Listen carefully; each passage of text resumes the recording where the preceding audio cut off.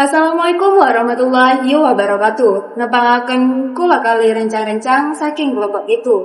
Kami kula Nuril Hidayati Hatimah saged dipun timbali Nuril.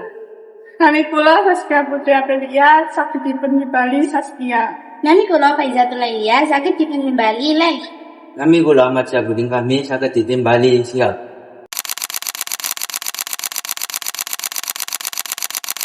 Punapa ingkang dipun karsakaken kalian tembang macapat punika?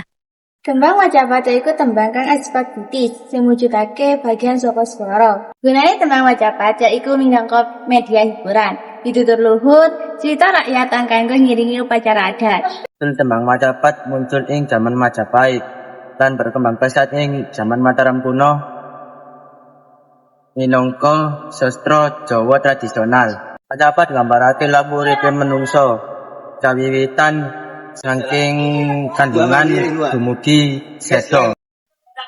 Jenis-jenis tembang macapat wonten ingkang kathah. Salah siji jenis tembang macapat yaiku tembang dandang kula.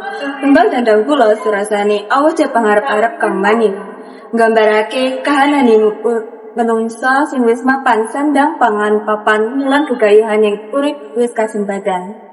Paugeran tembang dandang kula yaiku nduweni 10 patra atau lari. Saben bait kanthi guru lagu lan guru wilangan.